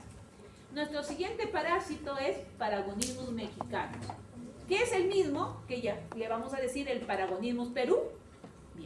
¿Ya? Es el mismo. Este es más chiquito, este ya no mide de 3, este mide de 1 a 2. ¿Ya? Se ha reportado en el Perú, donde, por ejemplo, varios casos, en Cajamarca, en Cusco, en San Martín, porque ahí sí consumen muchos crustáceos de río. ¿Ya? Ahí consumen muchos crustáceos de río. ¿Ya? Entonces, ¿cómo es el ciclo? Es muy similar al de Fasciola, con sus variantes. ¿Ya? Nosotros tenemos en este caso, bueno, es al hombre, ¿no? El hombre que tiene el estadio adulto. Elimina, ¿qué cosa? Los huevos. Los huevos entran esto ocurre, siempre hemos dicho, en el agua. Los huevos van a embrionarse, también tiene su operculito, va a salir de ahí el miracidio, ¿ya? El miracidio va a nadar y va a buscar a un caracol. Pero en este caso el caracol es del género Argopyrgus, ¿ya? Es un caracol diferente, más chiquito. Y va a desarrollar los estadios de esporoquiste, redia y cercaria, ¿ya? Esta cercaria de acá no tiene colita, miren, pero esta cercaria va a ser deglutida, ¿por qué? Por un cangrejo. Y este cangrejo es el que la persona lo va a capturar, por decirlo de alguna manera, y lo va a consumir. ¿Por qué? Porque este cangrejo es el que presenta el estadio de metacercaria. Entonces, ¿cuál es el estadio infectivo? La metacercaria. La persona lo ingiere y ¿qué va a hacer? Va también a desenquistarse en el duodeno, pero luego del duodeno va a atravesar la pared intestinal y se va a dirigir a la cavidad peritoneal. Y de ahí va a entrar al diafragma. Y del diafragma va a migrar ¿hacia dónde? Hacia el pulmón. Por este parásito también se estudia en parásitos que afectan el tracto respiratorio. ¿Ya? Y en el pulmón ahí se va a quedar, va a causar un daño pulmonar, va a causar especie de unos quistes ahí, ¿no? No son los quistes comunes, sino se va a rodear de un tejido que va formando unas estructuras similares a los quistes pulmonares, que en realidad se dice la formación de los granulomas. ¿Y qué va a pasar ahí? El parásito va a madurar. Pero a veces por deglución, ¿qué pasa? Van a pasar al esófago y van a poder ser eliminados a través de las heces, pero también a través del porque está en el. Entonces, todo eso que nosotros no hablamos mucho de inmunología, pero decimos, ¿no? Toda esa afectación induce a qué cosa? A una respuesta inmunitaria. ¿Qué pasa con el tiempo? Porque estas personas no se dan cuenta que están infectadas hasta que haya ciertas manifestaciones. Hay tos, hemortices. ¿Y qué se sospecha? Con un paciente dice, ay, tiene tuberculosis. Pero esa zona no es endémica de tuberculosis. Encima, tu paciente te dice que vive cerca de un río y consume los productos de ese río. Y tú vas a seguir ahí diciendo que es tuberculosis. Entonces, hay que conocer ciertas cosas, y lo que decían, se viene siempre diciendo, la entrevista con su paciente, ¿no? Para yo poder hacer un análisis, un diagnóstico diferencial. Obviamente que las pruebas de laboratorio me van a ayudar.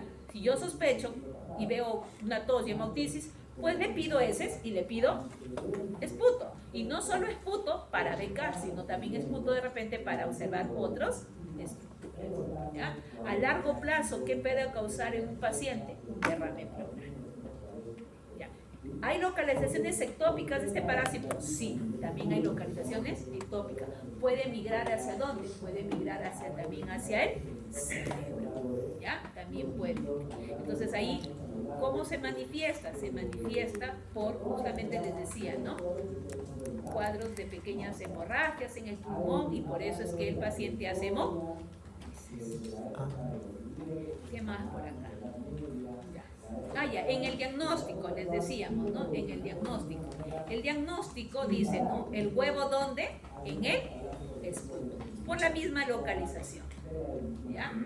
Por la misma localización. En raros casos podemos pedir la compra cuando hay deglución de estos productos. Después, también nos ayudan los exámenes o las pruebas inmunológicas. ¿Y por qué nos pide eso? Porque también podemos hablar de una fase aguda y una fase crónica. ¿Por qué hablamos de estas dos fases? Porque recuerden que las metas cercarias durante la migración todavía son adolescentes.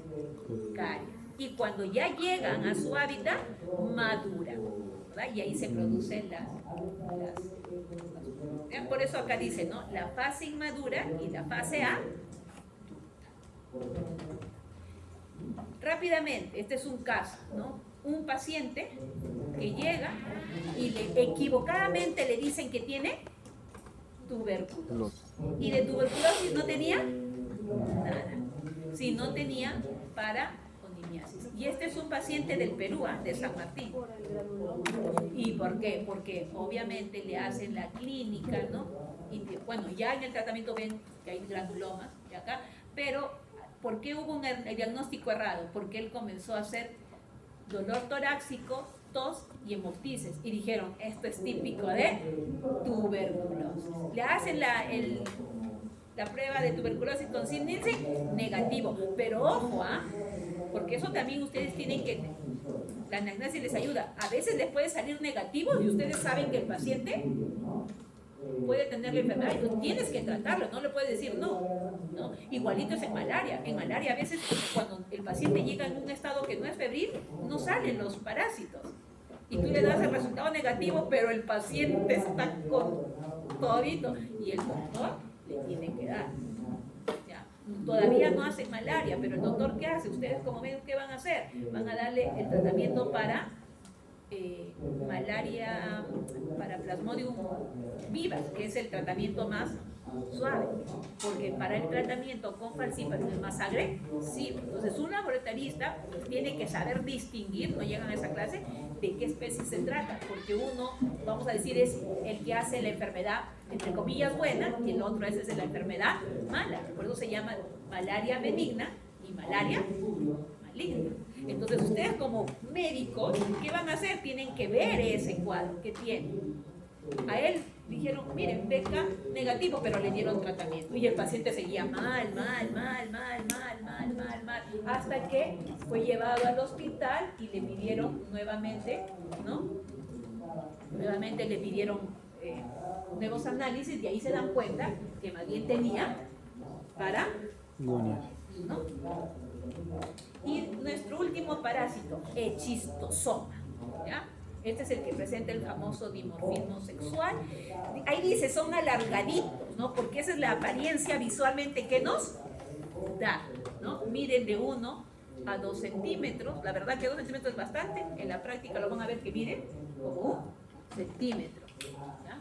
Cuando copulan, ellos se juntan, por eso es que el macho hace este canal ginetoforo donde alberga a la hembra. ¿Ya? Tienen sus ventosas ventrales, sus ventosas orales, con la cual les permite órganos de fijación. En América hay sitios donde se encuentra esta parasitosis. Aquí en América, ¿dónde se encuentra más? Por ejemplo, en Brasil. ¿Ya? Hay 3 especies del género Echistosoma, que son Echistosoma manzoni, que está propiamente en las venas mesentéricas del colon, ¿ya? Tenemos Echistosoma haematobium, que lo encontramos ¿dónde? En el plexo venoso vesicular. Tenemos a Echistosoma japonicum, que este sí está en las venas mesentéricas, pero del intestino delgado, ¿ya? En el caso de haematobium, por ejemplo, la muestra que se solicita generalmente es una muestra de orina. ¿Ya? Hay una característica palpable. Este huevito yo creo que nadie se va a equivocar, ¿ya? Entonces les voy a mandar el huevito. Miren el huevito, es bien bonito, tiene una espina lateral en el caso de Echistosoma manzoni. En el caso de Haematobium la tiene más bien en un extremo. Y para el caso de Japonicum sí no se observa la espina, ¿ya? Pero en el caso de Echistosoma manzoni, que es el que ustedes van a ver en la práctica, el huevito es muy carácter, es un huevo grandecito en comparación de otros huevos, aparte de la espinita, ¿ya? Aquí es un tremato, también hay un caracolcito, pero acá hay una peculiaridad, miren, ¿ya? En el caso es el hombre el que lo alberga, ¿no? El hombre que va a hacer, va a eliminar ¿qué cosa? Los huevitos en las heces. El del huevito va a salir una larva que se llama igualmente la larva miracidio. Va a buscar a un caracolcito, pero del género Bionfalaria. Y de ahí, de este caracolcito, se van a desarrollar distintos esporoquistes, generaciones, ¿ya? No se desarrolla la redia, no se desarrolla redia. De estos esporoquistes, ¿qué va a pasar? Va a liberarse la cercaria. Pero esta cercaria, que la característica es la presencia de esta colita que hemos mencionado, esta es una colita bifurcada. ¿Lo ven? Ya, por eso se dice fucocercaria. ¿Ya? Simplemente es una clase de cercaria, que por el hecho de tener las dos colitas se le llama furcocercaria. Y esta furcocercaria ya no se va a desarrollar en metacercaria, se va a quedar como furcocercaria y va a estar en el agua naranja. Las personas van a entrar y ¿qué les va a pasar? Va a penetrar a la piel. Ya, va a penetrar a la piel. Y una vez que penetra la piel, se van a transformar en una estructura que se llama los esquintosómulas. Y estos van a entrar al sistema circulatorio y luego van a entrar al hígado.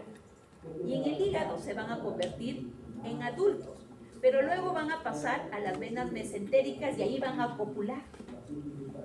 Y ahí van a desarrollarse los huevos que van a ser eliminados a través de las heces. Entonces, en este estadio de acá ya cambia el estadio infectante. En este parásito ya cambia el estadio infectante. Ya no estamos hablando de una metacercaria, sino de ¿qué? De una furcocercaria o simplemente cercaria como estadio infectante. ¿Qué puede ocasionar en esto?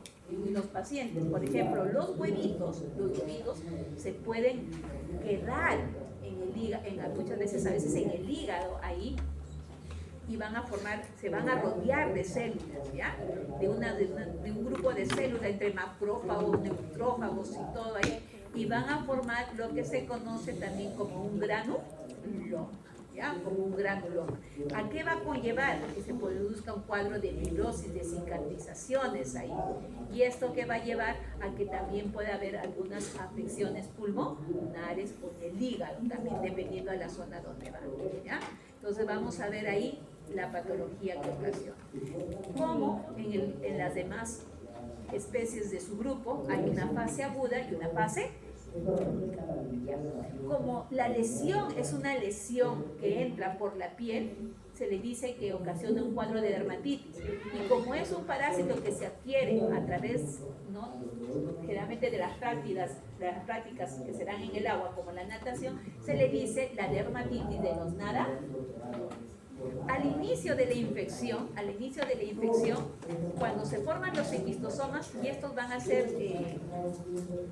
digamos, de alguna manera, va a comenzar la liberación de los huevos al torrente sanguíneo, va a ver que se desencadena un cuadro inmunitario ahí, que va a exacerbar al huésped. Y a este de acá va a ocasionar, ¿qué cosa?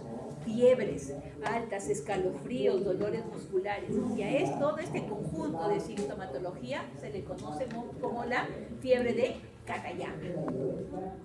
Aquí aparecen todos los síntomas, peor en nematodos, más síntomas. ¿Ya? ¿Qué ocasiona? Va a ocasionar que el paciente desarrolle como una pequeña variación en el tamaño del hígado. Por eso le dice que ocasiona una hepatomegalia discreta. Pero en la fase crónica, sí ya netamente se habla de una hepatoesplenosis. Y aún más cuando también se puede de alguna manera involucrar al intestino y se produce una hepatointestina. ¿Ya? ¿Qué pasa ahí? Hay cuadros de fibrosis, hay ascitis, se produce por el cuadro que ocasiona, ¿cómo se dice esto? Varices esofágicas. ¿Ya? ¿Cómo se diagnostica? Ya recuerden, si estamos en una fase aguda, que es una fase de migración, no hay producción de huevos. Relacionen, las fases agudas son fases de migraciones. Entonces, ¿a dónde me voy? A sangre, a serología. Y las fases crónicas ya sí tiene que ver con la maduración y la producción de los huevos. Entonces, en este caso, yo ya puedo pedir qué cosa, en este caso, al estar en el colon, en las venas mesentéricas del colon, y estos huevitos atravesar, pueden ir ¿a dónde? A los intestinos y ser eliminados propiamente a través de las heces, y puedo pedir qué cosa, heces para una microscopía. Pregunta que se les ha puesto ahí, dice, ¿por qué no hay casos reportados de quistosomiasis manzónica, por el quistosoma manzoni, en el Perú? Sí hay especies de bionfalaria.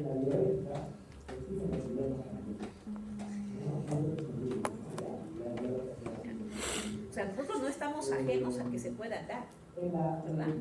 Pero hay estudios que dicen que a veces son por las variantes de las bionfalarias que tenemos, ¿ya? Y lo otro es porque recuerden que no tenemos ahorita casos report. Entonces ahí tenemos nosotros ciertas razones de acá. Miren, saliendo un poco, perdón, antes que te culmine. Las migraciones juegan un rol importante en la diseminación de ciertas enfermedades. Pero yo lo quiero hacer, pero no puedo. En la diseminación de ciertas enfermedades. Me voy a salir un poco del tema de hoy día, pero ustedes saben que hasta el año, estamos 25, hasta el año 23, en las semanas epidemiológicas del MINSA, salían que en el Perú solo teníamos Plasmodium vivas y Plasmodium malarial. Perdón, y Plasmodium falciparum, ¿ya? Y si no me equivoco, no sé si recuerdo si es la semana 23 o semana 33, que se reportan casos de malaria. Nunca, en lo que yo recuerdo de mi vida de niña, de adolescente y de universitaria, hablábamos de casos de Plasmodium malarial. ¿Por qué se dio? Esto era común encontrar, por ejemplo, en Venezuela, que está más cerca, la migración. Tenemos al vector. Basta que venga uno, el vector lo pica y lo dice. Yo recuerdo que al inicio se hablaba de 1, después de 3, después hubo 7, y ahorita ya me perdí en cuántos van. No. Yo estoy hablando de la migración. Estoy dando ejemplo. Listo, chicos. Recorta que siempre ustedes piden de dónde se saca la información. En realidad se saca de varios libros, pero nuestro libro de consulta es Botero. Está en el capítulo 5 y en el capítulo 3. ¿Ya? Ahí está la información. Ahora sí, ahí está la referencia de todo lo que hemos consultado para la clase. ¿Ya? Por favor, tienen que repasar. ¿Ya? Ustedes quiero que sean ese sexto, ¿no? Y su asistencia, por favor, su asistencia. Nada, no hay yo no manejo delegado, yo manejo QR.